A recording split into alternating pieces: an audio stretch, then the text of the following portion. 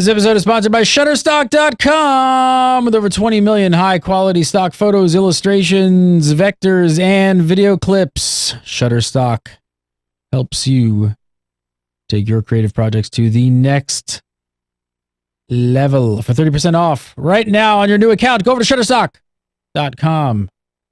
Use offer code GameBreaker5. GameBreaker5. GameBreaker TV.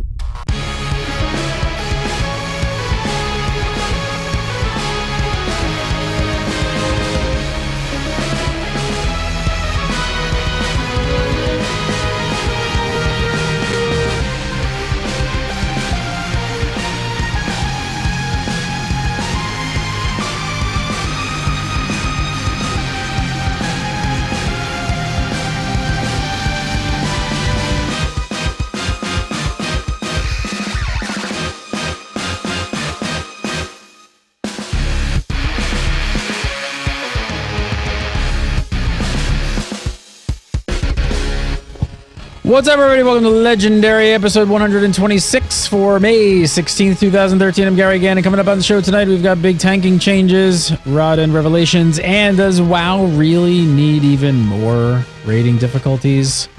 Really? All that and more, but first, joining us from WoW Insider and right here on Game Breaker, it's contributing editor Olivia D. Grace. No, you didn't. Oh, hi. You just called me cleaning. I had to, man. I had to. You should have pulled like one of those things where you're just like, "Oh, I didn't notice you there. Yeah. I was just cleaning my. I didn't see you guys. I was just cleaning my crossbow. Just cleaning my crossbow. I was just, just polishing this thing. What's up, Liv? How you doing? I'm good, thanks. I'm good. I'm kind of sad this week because I can't pull the OMG it's really late at my house trick anymore. You can't do it. There's someone else here who it's late an hour later for them. So just, even later.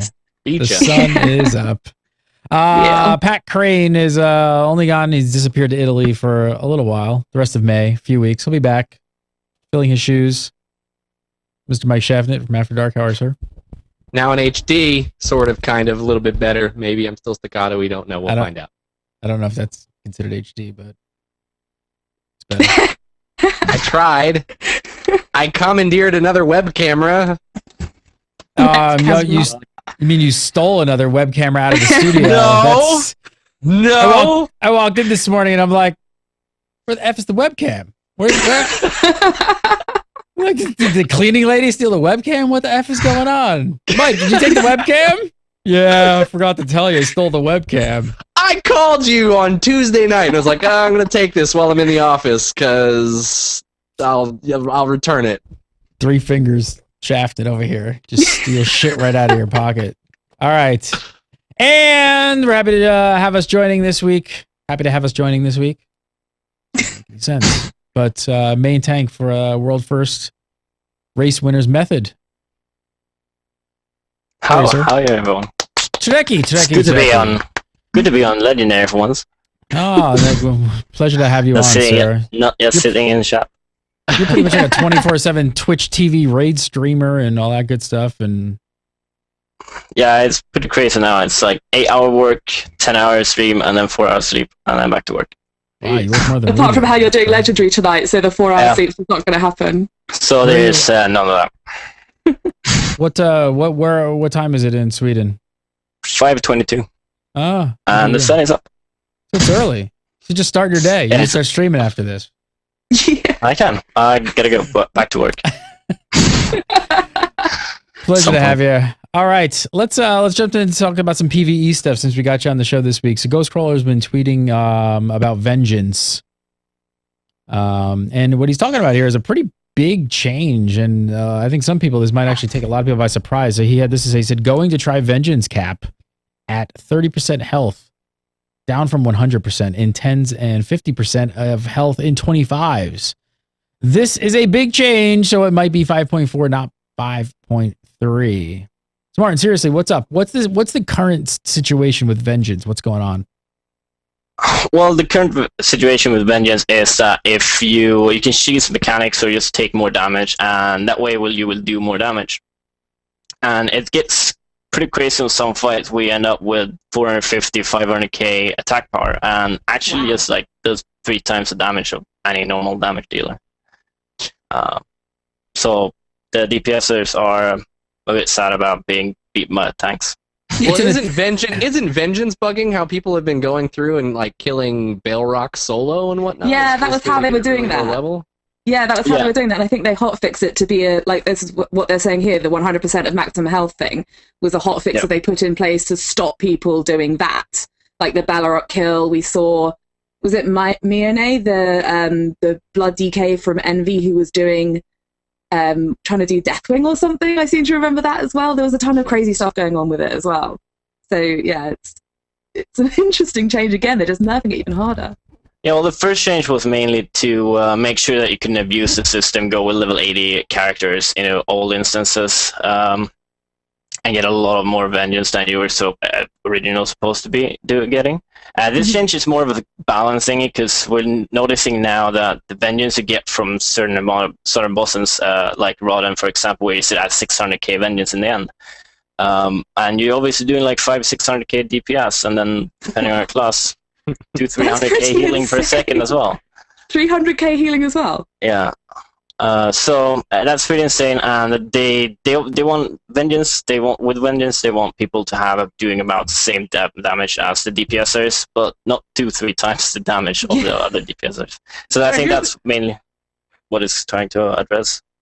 I like, is this something that, like, this is not something that's just happened? This has been going on. How has it not gotten out of hand and been fixed already at this point? Well, it's mainly due to the old instance. We didn't have many fights where the bosses did a lot of damage, so you didn't get that much vengeance. You did on a few, maybe remember the AoE boss, Windlord, whatever it was called. 8 ads, you had 500k vengeance, you did 1 million DPS. But it was a very niched encounter, so people just sort of took that one for, like, well, that's just how it works on that fight. Now we're seeing that on quite a few fights where the tanks are doing the most damage in the raid, and I think that's what they sort of want to address, and especially looking forward to the next raid, which is tier 16, and what you're going to basically have to do for the tanks who are already outgearing it is basically just to make them do a lot more damage. And if we get a lot more damage, that also means we do a lot more damage. I think it's more of a preparation for tier 16 than actually nerfing tier 15. So that would coincide with the fact that they say it's coming in 5.4, right? Yeah, probably, because like right now it's not really gonna change much anyway. So I think it's more about getting to know how much damage the tier 16 bosses will do, and they will see that from private testing or whatever. You mentioned tanks, but doesn't how is it going to affect paladins? And they rely particularly a lot on vengeance as well, right? He's face palming. Yeah. Face palming right there. It is pretty annoying because we are a few paladin tanks who are like trying to really beat the DPS damage dealers on several fights. That mainly means like abusing vengeance mechanics, taking more damage, and just doing more DPS as well. It's not really going to affect us in most fights, but 3 fights with the tanks are doing more damage than everyone else. It's going to make us do a bit less damage and be more balanced. Special Rodden though. And you guys think that it's going to limit tanks' usefulness in raids if they're not able to put out decent damage numbers? Well, you're not going to replace a tank because it's doing no damage. True. You're gonna have 2 tanks because the fight requires 2 tanks, pretty much. I know. I think it's sort of more like, obviously you're always going to need a tank, but whether, I mean, I don't know. I mean, I have to admit, I haven't tanked since the start of Mists of Pandaria, and I'm definitely not an amazing tank or anything. But like a lot of what you're doing with tanking, particularly with the changes to threat, is you're actually looking more at putting out more DPS and putting out more healing and just generally being a useful person to the rest of the raid, as well as being hit by stuff. So there's sort of, is there an element there of like a decline in the tanking, maybe even just the fun of it? Is it making it a less interesting thing to do? I think that's tough. Yeah. I was gonna say, I think that's tough to say. I don't think it's less interesting because there's some people out there that like the complexity that come with complex rotations and skill sets and the complexity of having to do a specific role. I don't think that's necessarily a factor, but I think that I don't think they're as Martin said, the tank's usefulness comes in controlling the content and moving the boss and taking the damage and surviving. And I think that it shouldn't have to be on them to do X amount of damage, because then, Martin, I'm sure at that point you guys are then calculating how much damage a tank can do, and if you guys can maybe sacrifice another DPS for an additional healer or something like that, and then you're now replacing DPS potentially for a healer, or even maybe that way back and forth. I don't know how. Well, the real question there would be if you want to just remove a tank altogether and make the other tank have getting more vengeance and doing more damage, and then bring in another DPS instead of the other tank. It's not really going to get into the position where you're going to bring in another healer. Depends on the fight a bit, but that's more likely going to happen if you bring only one tank. And if the whole issue is about survivability, if you can survive it, then you can obviously survive it better next time, and then you could obviously do more damage, and you can swap out your stamina or your survivability gear for a bit of more damage dealing gear, basically.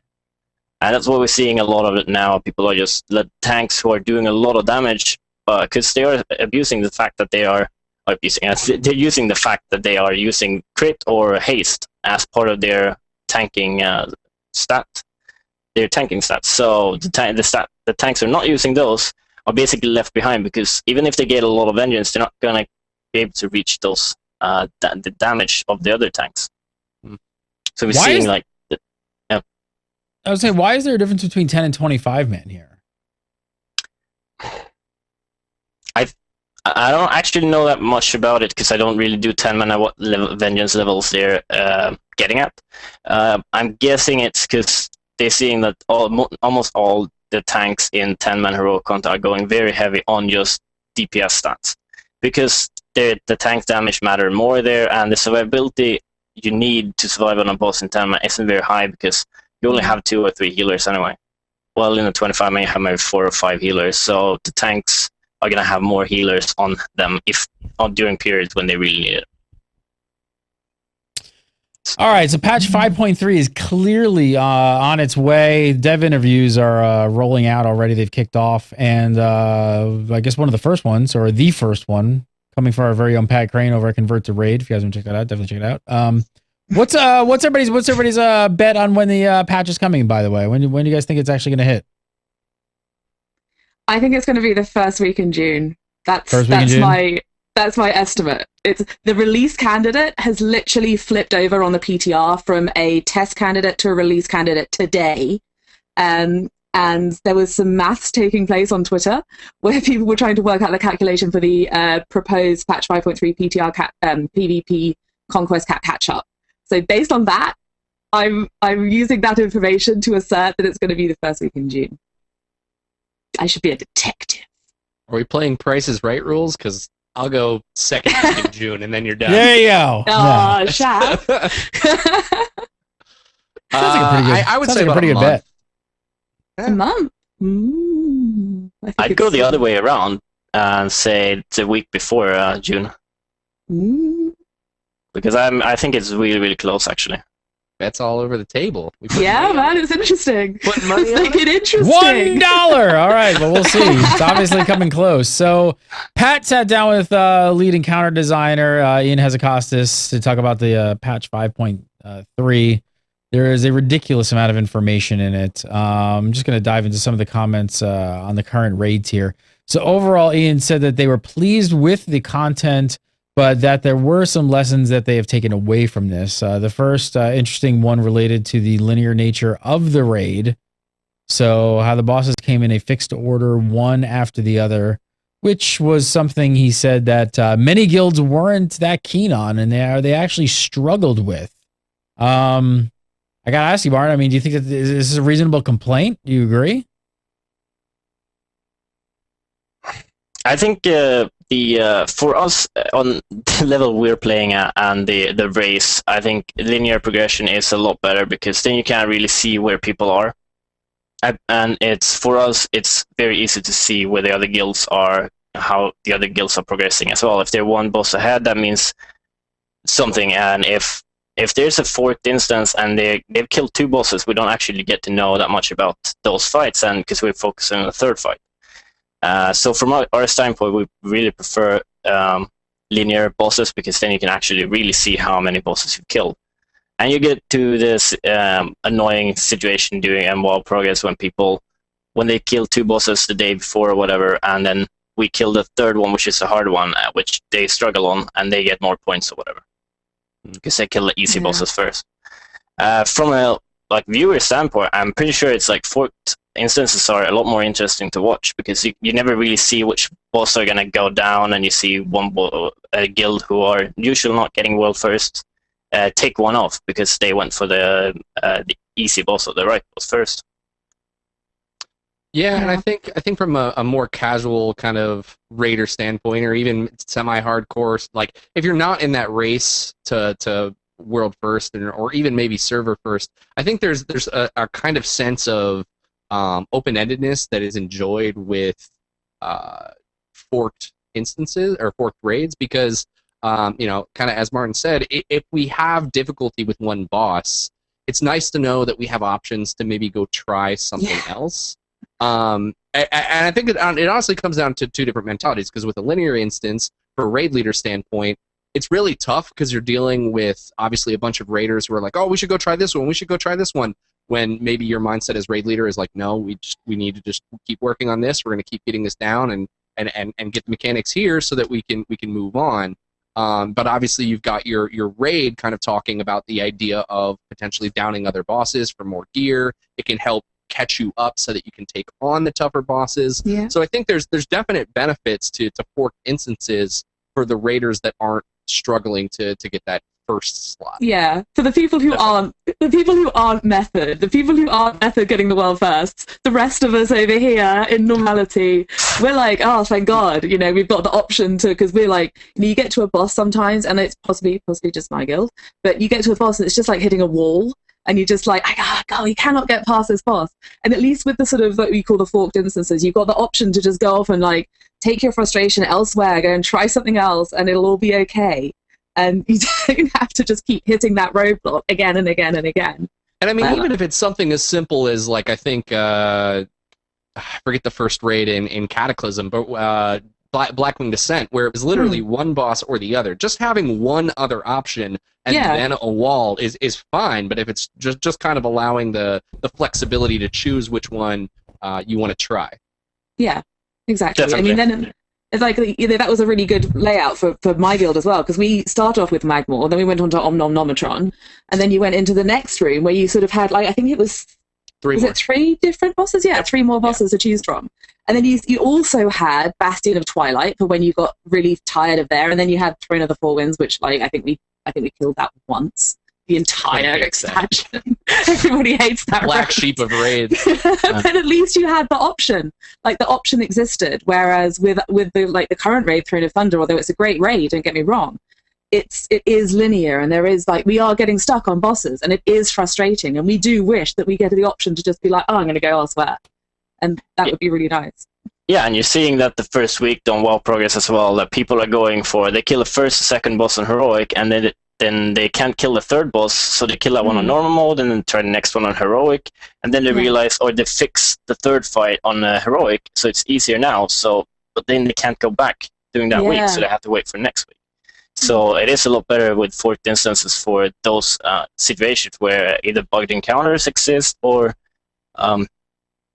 you don't want to kill them on normal mode and then see other DLC, or it comes to tactics or whatever, and you can't kill it that week.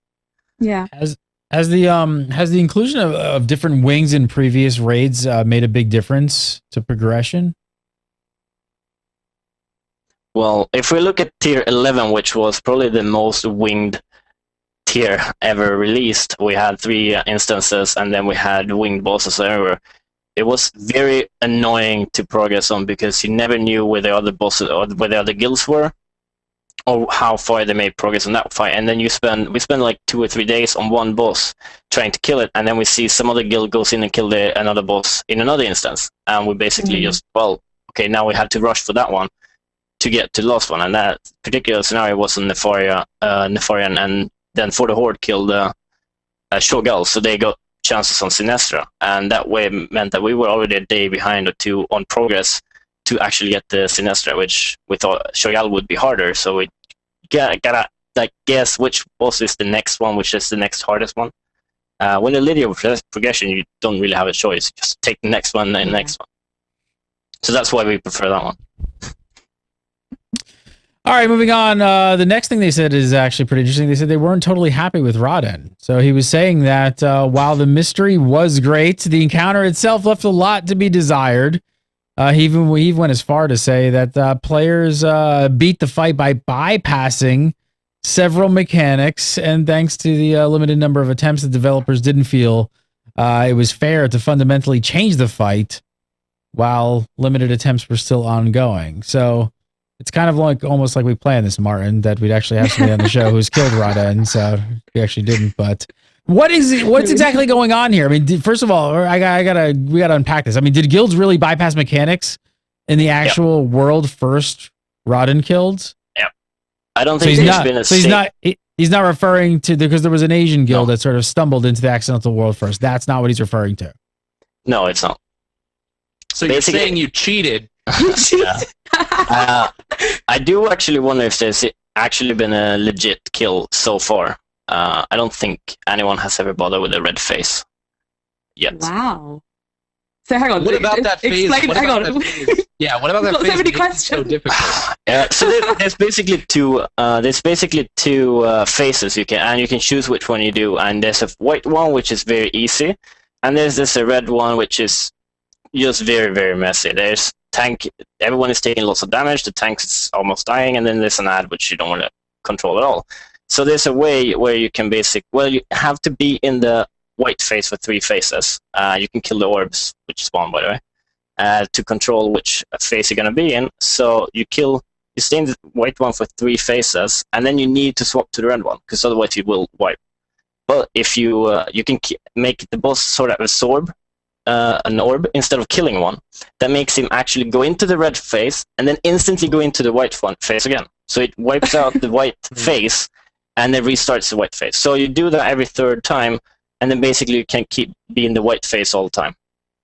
Wow. Now, they said they didn't want to go in and change this while people were working, and I guess that makes sense to an extent, but how did they not realize this was going on the second that World First Raiders, you guys, were doing this? I mean, obviously they were probably watching your attempts under a microscope, and I guess it's one thing to change it after it's kind of what you guys have been working on for a couple days or a couple weeks, but to change it maybe after an attempt or two, did they just miss it? I honestly think they missed it or didn't really understand what happened, because we didn't understand what happened. We discovered this tactic by basically just during a wipe or whatever. So the boss is running around, and because people are dying, and then he runs into one of the orbs, so he eats both of them, and then somehow we're still in the first phase, which we shouldn't be. So then we figured, well, maybe we can use that to our advantage, and we tried a few times to get it work. The very first week, I think. And then it was, well, this is probably going to be fixed, so we're going to try. The next week we tried with the red phase, but they didn't fix it. So then we figured, well, let's just keep going down. And then we spent all those 30 tries there. And they didn't fix it. So does at that that happen point, a lot? if they would have fixed it, we would have been angry. Does that happen a lot at that level? Do you just stumble on a lot of like little instances like that where like things happen and you sort of question it and wonder like, you know, and because where I'm getting at is I'm wondering like where do you figure out where the line is of like, man, is this exploiting? Is this like, you know, just how things are going? You know. Well, we were having contact with Blizzard, like the developers and stuff, and we're sending in information about what's happening, and is this supposed to happen or whatever? This is bugged or whatever. And then they respond like, okay, everything is fixed. Go try it next week, and nothing was changed. So that does honestly sound. It does honestly sound from your saying that they said, "Oh yeah, it's all fixed. Go and try again," and they actually hadn't changed the thing that you were doing. Like they genuinely didn't understand how you'd done it. Yeah. It does seem, and they did crazy. Because they did hotfix some elements before you guys actually got your world first, right? They fixed a few, yeah. Especially like in the red phase, there's a tank debuff, which basically when it's applied, it's supposed to leave a dot on you, which ticks for the amount of health you had when it was applied. The problem was that it was recalculating every time it was about to hit the whole first 2 weeks, which meant that every time it ticked, which was every 2 seconds, it always did 100% of your current HP, which is sort of a problematic to survive. So we just ticking every 2 seconds for your entire health bar. I can see that that's a bit of a problem to survive. Yeah, so they fixed that. Yeah, they fixed that eventually, but that was like 3rd week they actually fixed that, and it was like doing a hit right away as well, because you were just like supposed to keep the tank low. Then you got application, and then you were supposed to heal him. But what ended up happening was that the very first application, he did the full damage, so you couldn't keep him low because he would take all his HP. And that was just very, very complicated, so we tried just skipping that altogether. Skipping the red phase. So what do you guys think this whole scenario? What do you guys think this whole scenario says about limited attempts? Do you think that they should keep using them again, or what? That's a hard question, because I think it worked out on Rodan. We were pretty satisfied with it not being a very, very hard boss. If it would have been like 6-8 weeks or whatever, that would have been very annoying. But we were hoping it was even easier, to be honest, because progress changes so much when it goes into limited attempts. The way we're used to progressing and the way we like it is that we just basically throw our lives on the boss for a few weeks, and then we kill it, or like 2 weeks. And then what happens when the limited attempts get into place is basically that we have to take every attempt into consideration and see what happens, and fraps everything, see exactly what happened every one and every time. And that means that sometimes it could go 30 to 50 minutes before we do the second pull. And so it's not the way we like to progress, and so it changes everything up. Basically means that the next kill could go to anyone, even if they're a lot faster. Yeah, and I don't know, and I think possibly the limited attempts maybe aren't the big deal as much as the sort of, as well as the mystery, sort of like the whole thing of like wanting to have it tested, not wanting to show it to anybody before it was properly released, and all that kind of thing. I mean, I don't know. I mean, he doesn't really question that side of it. He specifically says that that's something that they were really happy with. But it sounds from what you've been saying like the boss was really bugged. So maybe they shouldn't. Do you think that they should do that? Do you think that they should even do the whole mysterious, like, nobody sees it thing? Was it cool enough to merit the bugs? Not a bug which had no other testing than just internal testing. I don't think that's a good idea. If there was like Lei Shen, that could work, because we had normal mode testing, we saw the abilities, things worked sort of, and then you have 1 or 2 heroic abilities or whatever. That could work with a limited attempt system, but I think it's because we're gonna run into issues where the developers doesn't see something like that a lot of other people will see in a lot of tries, because there are only so many people. Yeah. And since the boss we didn't know anything about the boss, we didn't know how things were supposed to work, so we figured that, okay, this might actually be the way it's supposed to work, and that's why we're using it. And then it turns out that that's just actually a bug, and so we don't actually know if that's intended or not. So it's hard to say. I think the boss that's hidden in mystery is a good concept when it's not linked to a limited attempts. Because like you said, you know, if you wipe, you're 1 attempt less that you get to try that week. So you literally have to look at every angle of what happened, why it happened, what went wrong, and that I feel takes kind of some of the fun, and at least for me at my level, that takes a lot of the fun away from attempting and trying to just jump in and doing it and just learning as we go. I think that it would work better. Like I like the concept of a mystery boss, even though I don't ever see those bosses when they're mysteries, because I just go to GameSpot.com and I'm like, okay, great, glad that was a mystery for them, but I'm gonna just look up the guide. Yeah, I think it would be good to do either or, like either mystery or limited attempts, but not both mystery and limited attempts. I really love the fact with the mystery boss, and we say, Mike, that. Together with the limited attempts, it just sort of makes it very weird. If you have unlimited amounts of attempts, you can just throw yourself at it and just see, okay, what happened now, and what happened now, and what happened this time, and you can just sort of find out all the abilities. Luckily, like someone from Blizzard leaked most of the abilities on Rodan on Battle.net, Yeah, so we good already job, that knew guy. most of the abilities. But Not Martin, I everything. mentioned this on a previous show. How awesome would it have been if that leaked information was actually a troll and they were Completely just getting you, false. and they Yeah. wasted some of your attempts? That would have been pretty cool, actually. that would have been pretty amusing. But every time you see those kinds of stuff, you have to like, figure out that was maybe an early build or whatever. So you have to think, okay, this is supposed to happen when the boss does this ability. Let's see what actually happens. And that's pretty much on every boss. You have to see, okay, this is what the tooltip says, and this is what it actually does. And it's very rarely that they're actually the same. Or you interpret the tooltip one way, and it turns out it's another way. And so both sort of like it's actually accurate, but you assume one way. It's actually super interesting. We could do like a whole episode just like trying to like understand Talking exactly about what top WoW like stuff. rating PvE guilds actually do. Because I'm watching chat room as you're talking. And even people are just like, they fraps PvE? Like, really? I was like, wow, you Oh, fraps yeah. every attempt? Like, Wow. these dudes are serious. Yeah, I think it'd be actually a really fun show to do. It's just like walk people through like what a top tier and rating guild actually does and how they prepare and how they do this. Because I think a lot of people don't really get it. I want to talk a little bit more about the interview that Pat had. A lot of good stuff going on. But really quick, I want to tell you guys about Shutterstock.com. If you guys have not checked out Shutterstock, I imagine you have a website. You probably have a website, a guild website, some kind of website. If you don't have a website, you probably need a website. It's 2013. You really? really should have a Seriously. website. You probably should have a website. Get a website.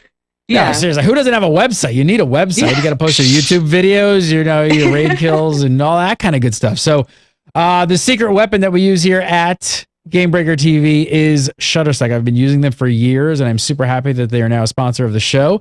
Go over to Shutterstock.com, and you can use promo code on the way out, on the checkout, and you're going to get 30% off just by using the promo code Gamebreaker5. Seriously, all of our stuff for years have been coming from Shutterstock. You can check this out right here. I brought this up to show you guys. Look at this. Found this little bad boy on Shutterstock. Guess what's coming? Where did you get that dude from, Oh, Gary? I don't know. I wonder where we got the new logo for our new website from. I'm not sure. Maybe it came. Mysterious. Did we hire a high-end graphic Did you hire a artist? graphic designer to make a really expensive logo? Who can afford that? You can't afford that. They charge $35, $50 an hour. Are you kidding me? Seriously. Shutterstock. Seriously, that's no joke. That's no joke. That's how we roll. Telling you, it's our secret weapon. Whatever you need. You need icons. Oh, we're using these. These are new. Don't steal these. Look, everybody's gonna take these now. You don't Awesome. steal them. How awesome are these? Look at these. Somebody saw we used a WildStar post. I used this one. I'm gonna be using all of these. These are cool. Look at this wizard. Where was that wizard when we were doing gameplay for Trine? Tell you, these are awesome. There's so much good stuff on here. So if you guys have a website and you really, seriously, if you want to take it to the next level and you need like just awesome icons, like some really cool artwork or a background image, Shutterstock.com is the place to go. There's tons of cool fantasy stuff on here. There's dragons, like silhouette stuff like this, all the little like cool little, all the little details of the icons and stuff. They got it. Go over to Shutterstock.com and make a new account and use Gamebreaker5 on your checkout for your new account. You're going to get 30% off. I don't know how long this offer will last. I have no idea how long they're going to be offering 30% off because it is, as far as I know, the largest discount they've ever given anyone on the net. So check it out. Go over to Gamebreaker, go over to Shutterstock.com and use promo code Gamebreaker5. So let's talk a little bit more about this interview. So a couple more things from Pat's interview. Pat brought up something that we spoke a lot for the past few weeks on Legendary. And I'm really curious to see what you have to say about this as well, Martin. But the disbanding of Exodus. So their rogue killers said that thanks to burnout in Mists, the hardcore raiding scene was pretty much starting to disappear. And we were kind of floored by that statement. And Ian responded to this basically saying that he felt that this was nothing new. He talked about how back in Sunwell, players raided for 20 hours in 2 days to score a world first kill. And which at the same time was unprecedented, and actually went on to say that it will always be sort of an arms race, as he described it, on who has the most time on their hands. So we've been kind of trying to talk. We've been talking about this for a couple of weeks now. How does the current time commitment for world firsts compare to the example that he gave here? There obviously is quite a lot of time commitment, and it's not only like when we actually start the raids and then we play for like 2 weeks straight, like pretty much every waking hour we have.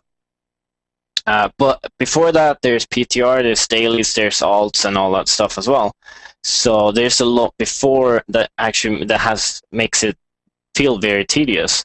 If it's just the raid, just the progress, and then after that it's all done, that's fine. But now it's like, now we have to farm every week with alts and to get all the Thunder Forged and the dailies and then everything. I think the main issue though was tier 11 or tier 14 in itself. First you had to level, and then so many dailies for the rep, for the coins, for everything. And then you wanted to have more alts and stuff, so you had to do that on all of them. I mean, basically, like, even there was nothing to progress on. You logged in, did dailies, did that, and then 5 hours later, you're done for the day. And that's just way too much to do. If it's just the raid, that's fine. And I think that worked out very well in Throne of Thunder, to be honest, because you do dailies every now and then, like every third day or whatever, to get the coins.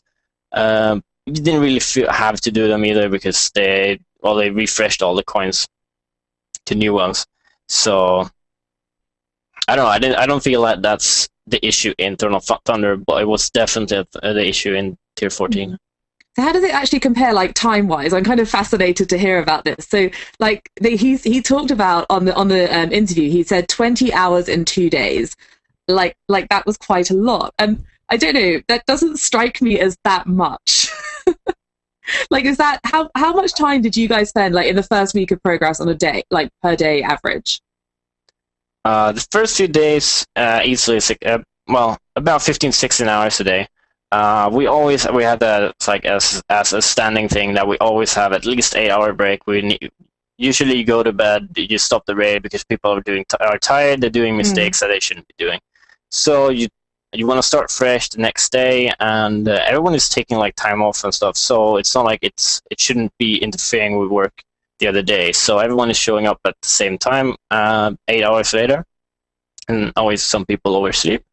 But and then we raid for a few hours, have a food break, raid for a few hours, have another break, and then 5-10 minute breaks pretty much all the time. But from the time we start the raid and then to finish, about 16 hours every day. And then that's about for the first week. After that, you can see, depends. If you're stuck in an encounter, there's no point going there for 16 hours a day, because then it's worse tactic wise, and you can spend like maybe 10 hours, and then just have the other hours for thinking about strategies or trying to optimize other things. That's a huge commitment. I mean, that's a huge commitment. Let me ask you seriously. So being at that level of rating, I don't know. Do you think that most of the players kind of hope or wish for that it actually would have more of a spotlight on the race and more? You know, I guess I'm going to compare it to esports for a second, and just like, you know, look at like all the attention that League of Legends players are getting, and the esports and things like that, and StarCraft and things like that. And we've been trying to convince Blizzard forever to do, you know, some sort of spectator mode for things like this, to be able to shoutcast and things like that, but it doesn't really happen. What is the real driving, motivating factor that you guys do this? Why do you do it? Is you spend so many hours? Is it just the love of the game, and that's really all that matters? A lot of it is for me at least. I really like the game. I really like the raiding. I really like playing with the guild altogether. Being among the first is obviously a very, very big motivator, and that's why you keep going. And that's what I think mainly happened with Exodus and Vodka, that they were aiming very, very high, and then they didn't get the results, so they felt like all the time we spent here was pretty much wasted. And that's pretty much, then you're just gonna, either gonna go look for a new guild, or you're just gonna stop raiding altogether, because you feel like I was all a waste. If they would have ended first or second, they would not have thought the same. Yeah, it's kind of a crazy situation, though. I mean, it's like, okay, so this is something which I'm seeing coming up in chat room, and I know it's something that actually we've even spoken about on Legendary before. How do you get the time off work? Do you guys have jobs? Do you guys just mostly go to uni? Do you guys, I mean, I know that here in the EU, we're really, really lucky with our paid holiday time compared to I the know, because States. when we bring this up, I'm like, man, Josh has this theory. where can I carve out 16 hours of my day to play games? Because I need to sign up for that because I can't figure that out. I mean, I thought starting this job would actually pave the way for that, and it's gotten worse. I have less time. Far worse. Far worse. Yeah. But the thing is that basically, if you can't afford those 16 hours, it's gonna be like 2 times a year. Like those 2 weeks, maybe you spend pretty much everything you do at the game. If you can't afford that because you have a family, you have a job which you can't take vacation from, well then even if you're a really, really good player, you don't fit in such a guild. Most people in the guild go to university. They can take 2 weeks off. Doesn't really matter. They have to catch up afterwards, but yeah, it's fine.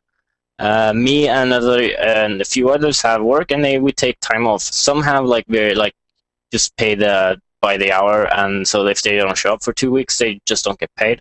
How do you keep your job?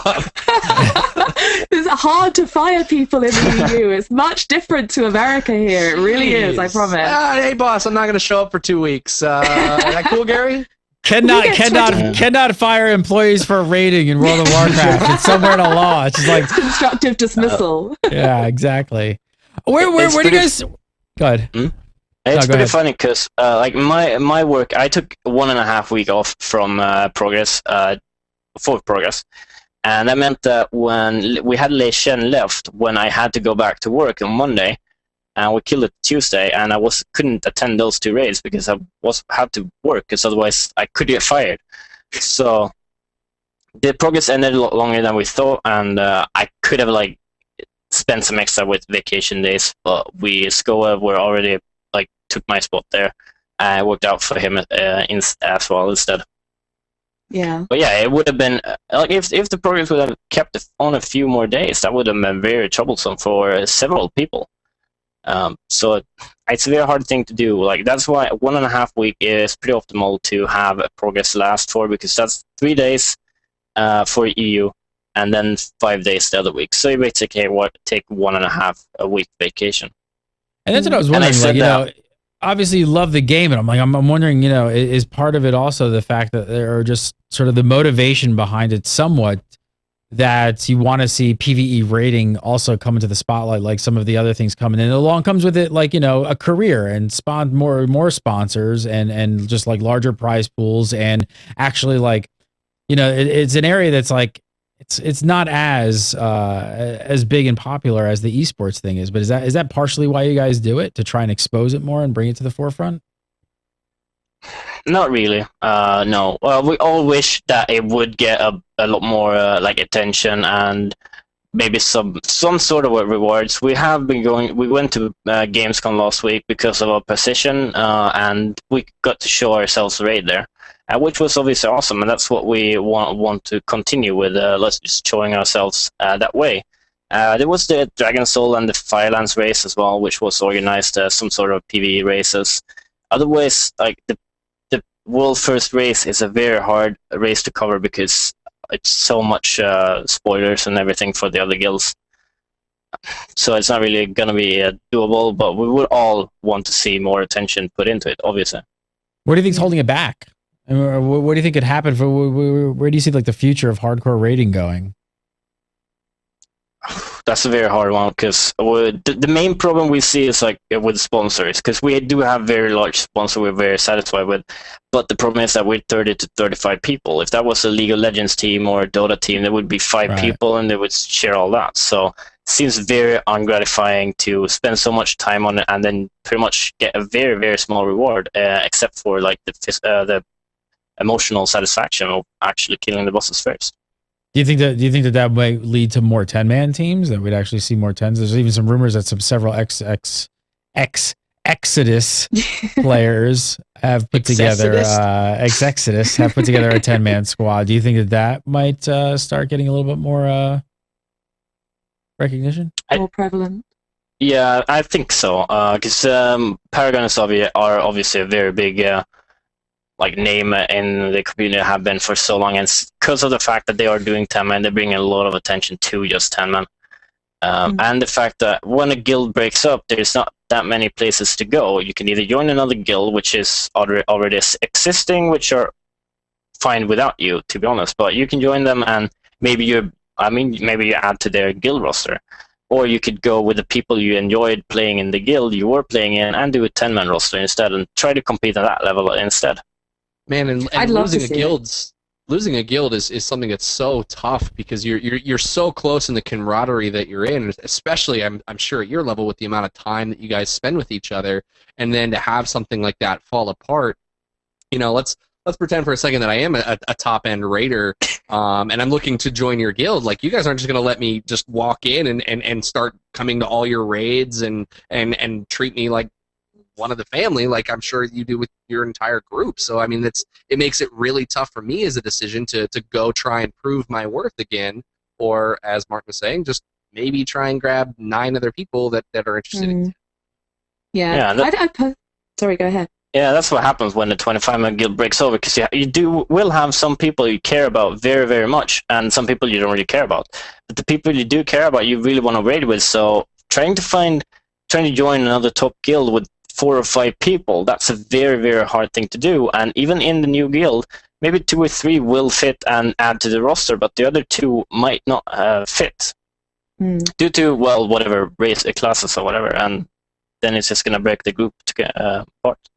Yeah, and I don't know, I would love, I think that one thing which would actually be beneficial to the world first thing would be to have more competition in the 10-man bracket, because, I mean, the 25-man, you've obviously got you guys, and you've got Blood Legion, and you've got some other guilds coming up. You've got, well, no longer Vodka and Exodus, obviously, but you've got, like, the guys like Envy, Midwinter are 25 as well, aren't they?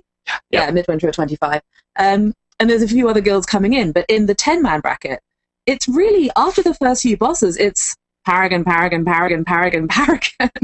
I would absolutely, you guys did an April Fool's, and you fooled me so hard that you'd merged with another guild with Envy, I think, and that you were going to field a 10-man team to compete with Paragon. And I was just like, yes, finally some competition for Paragon to make that bracket more interesting. And I'd absolutely love to see that. I'd love to see, and I think it would actually make it just more sort of interesting and accessible to people as well, because, like, I don't know, a lot of people raid 10s.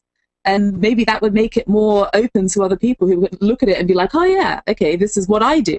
And more relatable, perhaps. I don't know. And also easier to do. Martin, I know a lot from like the people that have been on the various show, we kind of talk about the distinction and the, I don't want to say look down on 10-mans, but how some of the top tier raiders have this kind of perception that 10 isn't true rating or 10 isn't as good as 25. Now we can ask you, from one of the best guilds in the world, do you guys really have that distinction? I think I have the same distinction like everyone else. The size I am personally rating with is the true rating size. But it's weird because I only raid 25-man. I can only compare with other 25-man guilds. That's why we can't really race with 10-man guilds, because they're doing another content. Yeah, it's the same bosses, but it's other content. And I would do the same. I would actually like more competition in the 10-man guilds, a 10-man raid as well, because just having one guild clearing all the content, seeing Paragon kill all the bosses, doesn't tell us anything if their bosses were hard, bosses were easy, or how it worked. It was just that they put down a lot more effort than the other guilds who got the other, it's like world 2nd, 3rd, and 4th kill. And it was very interesting because the day we killed Rodan, like a friend just whispered me on Real ID saying they killed Lei Shen, and like on 10-man heroic, and I was like, are you even playing in a serious 10-man guild? And they ended up 2nd on 10-man, and I was like, I didn't even know that you were rating that hardcore. So I would like to see a lot more like progress in 10-man as well, to see like that they are very different. It's different between the guilds, not just having one which spends so much time on it. Yeah, I don't know what Charam's thinking. I think this conversation is like completely fascinating. I love like hearing about the intricacies behind the scenes of what goes into a high-end rating guild. I think we need to do this more often. Seriously, like we can keep going on. All right, well, let me move on. So finally, from this interview, there's some interesting discussion around some difficulty levels. So Ian mentions that one group that they feel isn't being catered to actually is what he calls, and I've never heard this term before, but apparently it is a term. Has anyone heard of this? The friends and family raiders? I don't know, heard this before. But it I makes like sense. it, though. I understand where It he's coming does. from. I mean, it makes sense to call them that. Everybody's going to go run right now and try and make this guild called the Friends and Family. But but basically, he's talking about people who raid with, friends and people from family that they don't remove them from the group when they actually suck. Basically, what he's talking about is just, hey, you do it for fun and you're not really trying to compete and you're just playing with your friends. And he adds that during ICC, the 10-man normal difficulty was a place for those raiders to progress. So do you guys think that there's a need to have, dare I say, an additional difficulty level there for the casual raider? Shaft is just shaking his head like my head hurts. Shaking his Not head, like, I'm another. already as casual as you can get right now, and LFR is fine for me. Now, granted, I don't have a team of people that I'm jumping in with on a weekly basis, and I don't have that camaraderie. So yeah, I don't feel as connected to WoW as I did in the ICC days.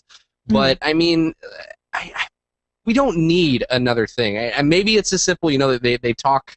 Ghostcrawler goes on and on about how they don't necessarily know if the change from the distinction that they made about 10-man and 25-man was the right choice or not. And maybe that's the way. And they can't just turn around and change it. But that is where the 10 versus 25 prior played a nice little middle ground. It was kind of like the little leagues for the friends and family. Yeah, I don't know. I think it's definitely, and I'm definitely much more at the casual end of the spectrum as far as PvE goes. And I think that my guild actually is one of these friends and family guilds, because it's just a bunch of mates who play WoW together. Like, we don't take it seriously. We don't, sure, we rage. Actually, to be completely honest, it's mostly me that rages. I was gonna say, is that what you call the crossbow? You don't have to hold back. You just yell your head off. Yeah, I just I get my PvP hat on and start yelling at people to move and use this cooldown and use a hellstone and do that and stop standing there. And yeah, so I do yell, sorry, my guild. But there is this sort of, in ICC, we were perfectly happy with the 10-man progression that we were just doing in normal modes. Like the heroic modes, the heroic stuff, the stuff that Martin's doing, that's not for us. That's not our thing. That's not aimed at us. That's not what we're never going to do it. We did a little bit of heroic in Dragon Soul just because it went on for so long, and that was it. That's the first time my guild has ever touched heroic progression. And with the pace that content's coming out now, it's probably going to be the last time that it'll ever touch heroic progression, unless we get a bit ambitious and decide to do Jinrock on heroic. But it's that, and that's fine. Like, not everyone has to do heroic raiding. It's fine if your progression mentality is such that that's what you want to do. And LFR doesn't do that for me either. Well, I think what the problem is LFR encapsulated the friends and family casual raider, the person who doesn't want to deal with am I doing the best I can? I'm just playing with my friends. I'm in a group. We'll raid when we have the time because this is fun, because this is what I like to do. It literally sliced those players in half and said, if that's the mentality you have, where you don't want to care about the damage you're doing or worry about the stress, you go to LFR because you don't have to think and you don't have to worry about it. You can go back to your family. You can queue for 10, 20 minutes, play for an hour or two, and then go back to your life. Or you've got to then now step up into 10-man rating, which is where people, because of the compression of the gear from 25 to 10, people take 10-man just as seriously as they did 25. Yeah.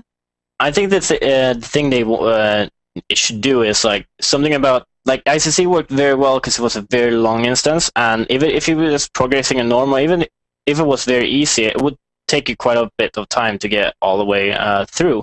But if you have a short instance like Dragon Soul, for example, you will reach to the end pretty fast, and you will have to start trying on heroics. And I think adding another tier is not really the optimal thing, but they should still try to keep the heroic of 25-man and 10-man as sort of equal as they want to. Yeah. Even if they're never going to hit the sweet spot. But the normal modes should be pretty easy. And if you want the harder content, you go for heroics. And then the issue there will be try to have it as linear as possible in terms of how much harder the next boss is compared to the one before. Well, they should be. But so my next question is: are the normal rates just tuned too high right now? I think so, yeah. Yeah, possibly. I mean, I did it like the super casual friends and family style guild I'm in. We're doing okay, but these are compared to the previous tiers. These are hard. These Throne of Thunder raids, and particularly like the sort of. And I know that actually Ian spoke about this during the same interview. We just don't have the time to cover it because we've got so much stuff on this week, and that there was too big a ramp up between Jinrock and Horadon. And yes, just quietly, oh my god, and that boss drove us insane. Like we killed Jinrock in something ridiculous like 6 pulls. That was really straightforward. But Horadon was just like nightmarish, and then Council of Elders, to be completely frank, wasn't much better. And it's just like, oh wow, these are hard compared to the difficulty that we're used to as the friends and family style casual guild. But then on the other hand, when you do actually beat these bosses, there's such a sense of achievement. So I don't know, I'm so torn as to whether it's genuinely too hard or not. I really don't know. I think the harder bosses should come in the end. If you are halfway through the instance, then you should be able. Well, then you should have the thinking sort of. Well, if you want to get even further, we have to either step up or just farm more gear, and we will be able to do it next week. Tricky. It seems like everybody's in agreement that they do not need more difficulty levels. That is particularly sure.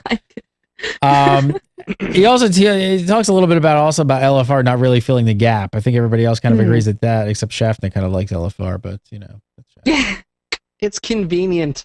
I'm sorry. I can see it's convenient. All you want, but it's convenient. I mean, again, unless you're a DPS on certain servers where you can be queuing for like a week or something ridiculous like that. Well, like you said, Olivia, there's a ton more information in this interview. Go check it out because it's totally worth a read. We're gonna move on. So this week, last up for today, before we get to some viewer questions, it's time for we need an animation for this. That's next week. Yeah, we do. The Holinka Files. All right, so we were a bit worried about Olivia's BFF.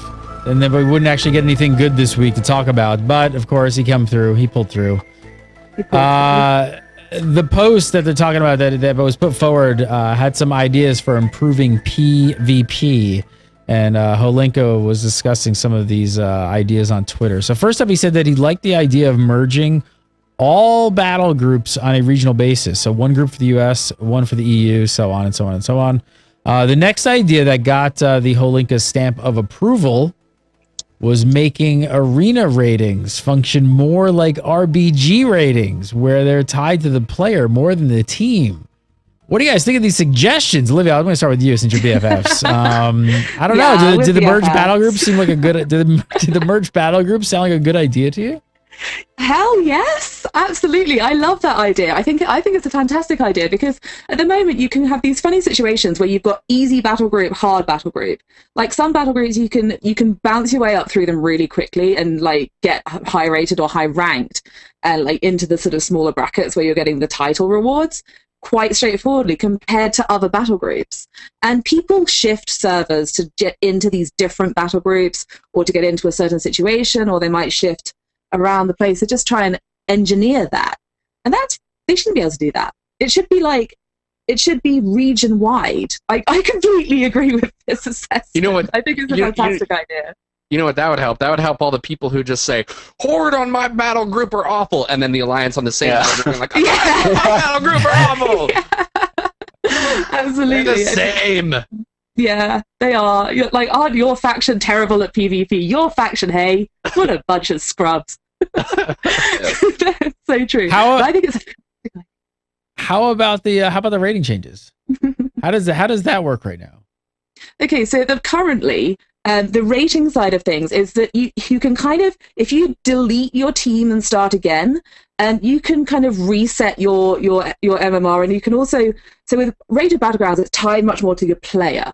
So you have your own personal rated battleground rating, which you then use in trade chat and OQ to pug rated battlegrounds, or you go in with some mates and you've all got a similar rated battleground rating, and then that allows you to sort of see how good that player is. Whereas with arenas, you can kind of play with it a bit by deleting your team and starting again. So you then come in with a slightly lower MMR and basically like pool sharks, like that. It's what Why- you can do right now. Why would they change that system? Well, I mean, I think it's just literally that. It's like it would be really tricky. It's a difficult one to work through because it's such an ingrained idea that this is how this works. And when you start changing stuff like that, and there's been so much changing in PvP, that's why we have the Brian Helinka and why we have the Helinka files, is because it's just been like crazy around here recently. And whether making another huge change like this would be too much of a big deal, but maybe in future. I mean, why not? The one issue that it's going to cause, and I don't know if it necessarily should qualify to be okay, but like you've got to consider the fact that, okay, let's pretend I'm 2300 rating, and I've got a really good friend who wants to get involved in PvP, and it's like, okay, hey, I'll join your twos team, and I'll help you get some points so that you can start to get some PvP gear because you're my best friend in real life, and I want to help you. You're punishing. Forget twos, by the way. He hates twos. Just keep going, but he hates twos. you're punishing the new your friend because you have such a high rating. That's true. However, on the reverse side of it, there are also the people out there that have the really high skill that simply sell wins and go out there and we'll just tell people, hey, I'll get you free gear because I can do this by myself. I don't even need you. Yeah. I'll just go in and stop everyone on my own. And that's the disgusting side of it. But then there's also, like I said, that positive side where you've got, your bro who wants to help you out but can't because he's too high in his own personal. Fair point, Shafnet. Fair point. I'm more happy to get rid of those people who sell wins than I am to punish the occasional person. Roll an out, God. Holiga also said just to smash your dreams. He hates twos. He hates 2v2 Shafnet, by the way. So he didn't actually say that. Well, he didn't actually say he hates it, but he didn't actually really. say it. No, he didn't. He really. But I agree with him on this. I've got You got his back. I got his back. You hate the I agree twos. with where you're going with this. I don't hate the twos. So go ahead. Well, he didn't support the poster's ideas for 2v2 regaining its titles and achievements. No, don't. No, Absolutely fair play. not. It's so hard, and this is why they did it in the first place. It's so hard to balance for twos that it just can't be done. You're going to throw off the whole entire meta or macro game, whichever one, or meta or micro. But you're going to throw off the whole entire game if you try and balance for a 2v2 situation, because when I was doing arenas with my best friend, we played Rogue, Feral Druid, and I can tell you how really incredibly cheap a sap into a cyclone, into a blind, into a cyclone, into another cyclone, into a vanished sap really is cheap. But they can't break that. I mean, they kind of did now that they've changed cyclone, but there's too many ways that in a 2v2 situation you're able to chain stuff like that, and it doesn't. But as soon as you step into a threes environment, yes, it does still have the same control, but it doesn't break the game like it did in twos. Yeah. Twos are like fair point. twos are like one of the biggest brackets for new players, right? New players love twos. Yeah. I mean, wouldn't it be? I mean, it definitely is a good idea to keep them interested in PvP. So, what do you guys think it would take to actually change in twos to make it a real bracket? I don't know. There's definitely some big change that would need to happen to make it into a real bracket. And I honestly just don't think it's feasible. I mean, Brian Lincoln was tweeting about this, saying that twos it's hard to balance, and I would go further. I would say it because of the low number of players. It's nigh on impossible to balance, and there's always going to be comps that are ridiculous in twos. And as soon as you just add in another player, that just gets better and better. And they're also really they're the reason why the arena conquest point cap is lower, because twos are really easy to put together. They're easy enough to win if you're using the right classes. And, there's comps that can just steamroll their way to the top in twos. There's no way that they should be bringing it back. What could they change? But I do think that they could add in some other achievements in twos. Obviously, you still got you've got your hot streak achievement, you've got your hotter streak achievement, you've got your 2200 achievement, and the lower ones 1550 and another one in between. I can't remember what it is, maybe 1750. So you've got those to shoot for. But maybe some other some lesser titles for two or something, so that you could at least sort of say, hey, I got my decent rating in twos. Something along those lines, but I don't know. my thing is why does it have to be? Why does twos have to qualify as everything else? We've got LFR. People don't qualify people who clear LFR to be the best raiders. It's the same thing. There's got to be a barrier for entry at some point. Why can't that be twos? Yeah, true. Bashiok says to make twos balance, you have to remove everything but direct damage spells, and then it's lol who got the cast off first. That's totally true. I'm distracted by Bashiok, and I'm kind of disturbed by somebody made him a moderator on our chat forums. How did that happen? Wait, he's the moderator? He's the moderator. Is that time he kidnapped you, Gary? He did it. I don't know how comfortable I am with this. I don't know if you guys remember something that happened a few years ago, but who gave him the green sword? Whoa. Everybody run. Hackers. Everybody run, man. It's going to get you. All right, I want to do some viewer questions. First, I want to tell you guys about a great deal we got going on with Audible. You guys check that Audible? I want you to check it out free for 30 days, and we want to get you a free audiobook. All you got to do is go over to audible.com/gamebreaker. Just go to that URL, sign up today, download the app, and you're going to get a free audiobook. I don't know if you guys have looked, but you should. I'm going to search. Check this out on Audible. Let's search World of Warcraft. That's right, peeps. They've got World of Warcraft books on the Audible. They've got Storm Rage, they've got Tides of War, and they have Wolfheart. And one of these could be yours today. Fall free. Gratis. Free. FREE. Just by going to audible.com/gamebreaker. All you got to do is use the URL, sign up today, and go download one of the World of Warcraft books. They're awesome. They are awesome. I believe Storm Rage, for those of you guys maybe new to some of the World of Warcraft lore, is the one that most people seem to what's the word I'm looking for? It's on the tip of my tongue. Recommend. That would be the word. It's a tough word. It's a tough word to remember. It's been a long day. I would have thought it'd been Arthas. Oh, yeah. Ooh. Maybe. But Storm Rage, I have heard is actually really, really good. Arthas would be good if it was on Audible, but it's not. So I totally just stuck my foot in our mouth. Go on over, check it out today. Go to audible.com/gamebreaker, sign up, download the app. You put it on your smartphone, your iPhone, sorry. Put it on your floor. Put it on your floor.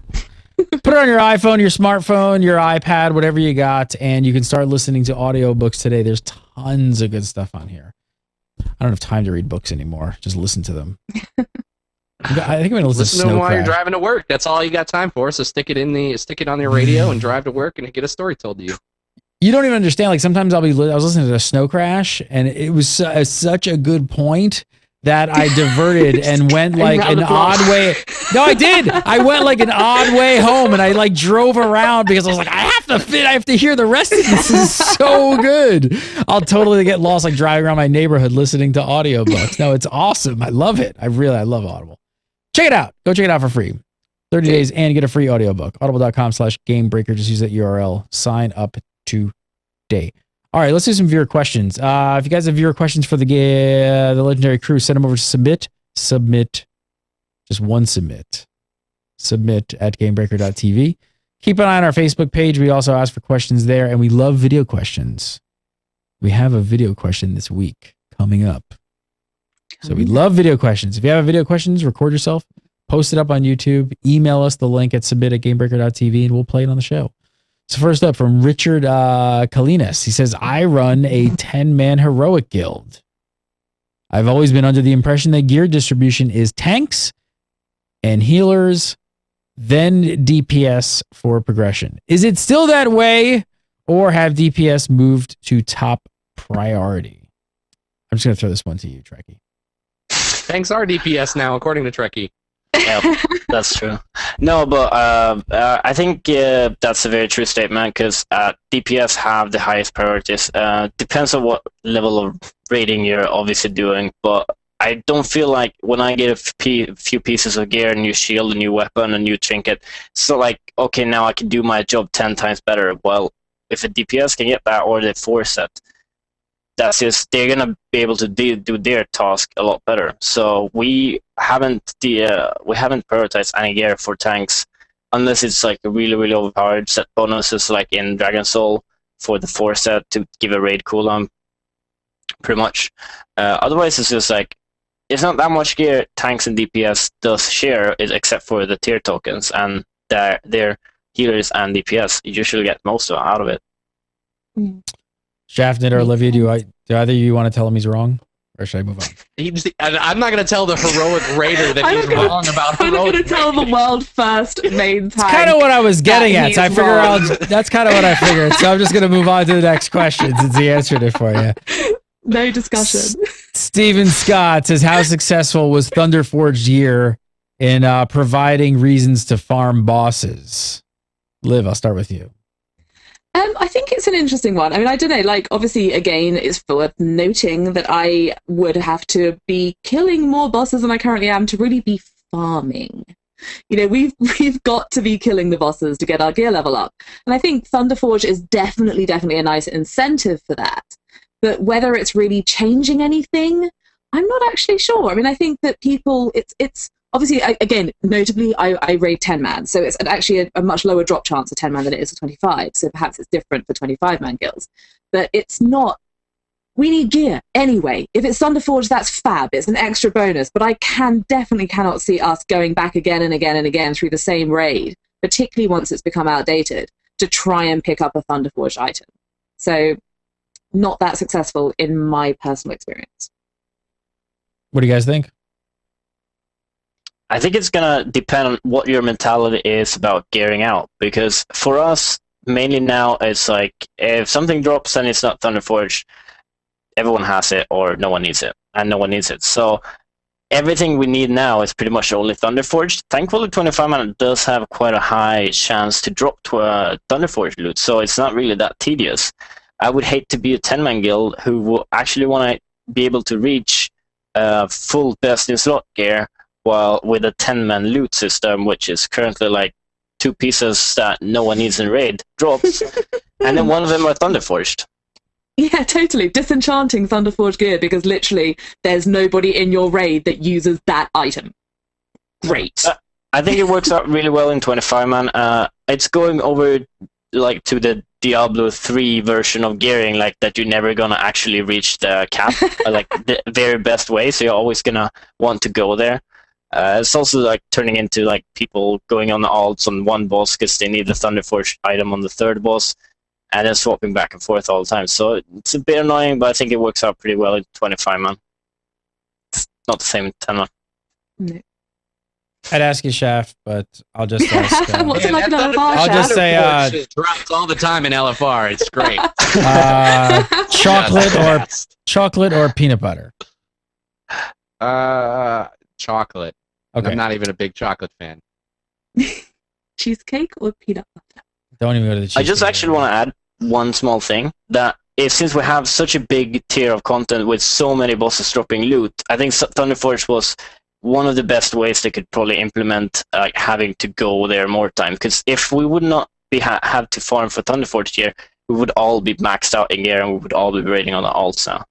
So right now we actually need to go there for the Thunderforge gear, which is nice, but there's like 13 bosses dropping gear, and there's like 6 items per boss.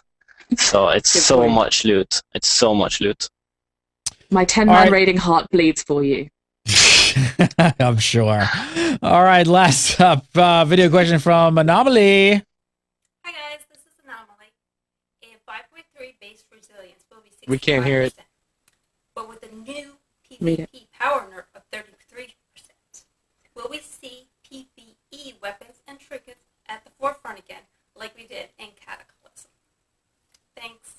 All right, Anomaly Lilo, her question was, will PvE weapons and trinkets become the best choice for PvP again, like they were in Cataclysm? You want to take that one, Shaft? No? Okay, Olivia, what do you think? I was winding up. He's winding up, man. Give it back to him. Come on. I think do you with some think, of with some of the changes that they're bringing here to PvP, it's directly to discourage that, and I don't think I think they're aware that this was a possibility, and that's what they're trying to steer away from. So I don't think we're going to see that. I You really like hope chocolate, not. bro? Do you like chocolate? More? I do. Why? Come on! I don't need more bad publicity on my end of stuff that I don't like. Okay, let's talk about PvP instead of chocolate. I also am not a huge fan of chocolate. But yeah, so PvE gear and PvP. I think there's definitely a possibility. And I'm definitely not a theory crafter. I generally refer that on to people I know who are theory crafters. But even with the PvE, PvP cutoff, how it was prior to these big changes, there was definitely, like, if you happened to be a heroic raider and also a melee DPS, there was definitely items that you could get from heroic raiding, particularly weapons, particularly trinkets, that were actually better already, that PvPers were using already before they brought in all these big changes. So, I mean, I have faith in my BFF. Obviously we're like quite close, so we have to get along. But I have faith that he is working on this, that there will be outliers. You're playing the X-Files scene again, aren't you? that there will be there's going to be items, there's always going to be items, particularly trinkets and occasionally weapons, that are outliers, that are sort of so crazy good for this one particular thing that people will use them. And I get a lot of people tweeting me at the minute, and a lot of people messaging me and emailing me saying, PvP is going to explode in patch 5.3. And I really want that to not be the case. But there's a risk that PvE gear will be better. And I'm just really hoping that they've mathed hard enough that that doesn't happen. I believe in you, Brian Ilinka.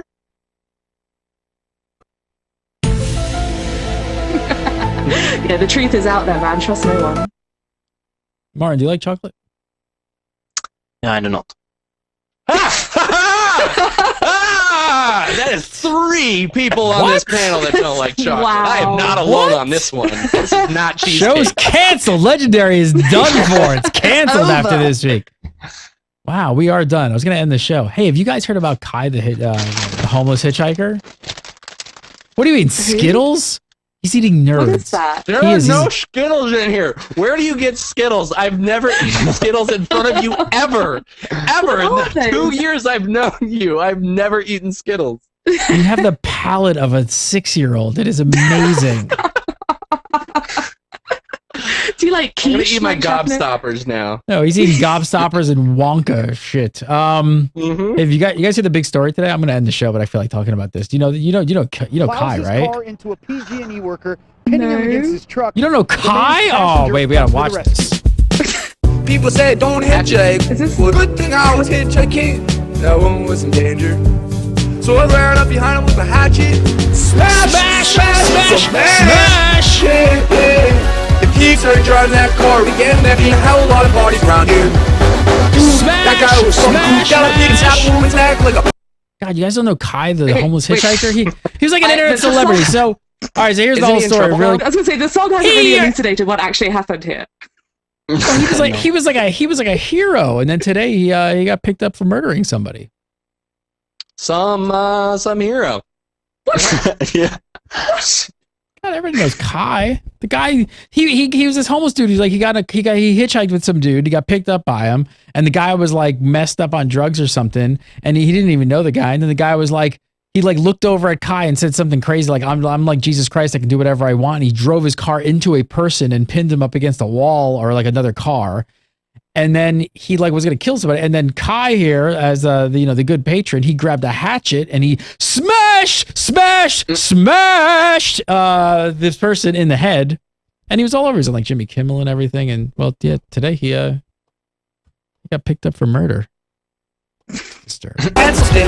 So I started smashing in the head. Smash! Smash! No matter what you've done, you deserve respect. Even if you make mistakes, you're lovable. You're driving me to Man. drink, Gary. Really made a mistake. Martin Maynard, is it Meaner or Minor? Minor. Minor, aka Trekkie from Method.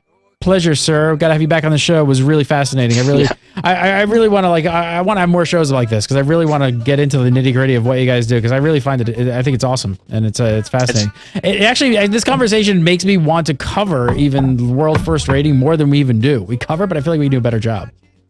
It's a lot of fun actually talking about it as well, because there's not actually that many people who wonder about it. And when someone asks about it, it's just you give them like one line and that's it.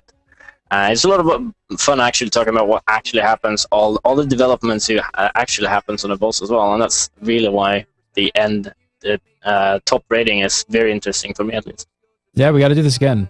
Always a pleasure. Get some sleep, brother. The palate of a 3-year-old. Mike Shaftnit. Follow him on Twitter at Mike Shaftnit.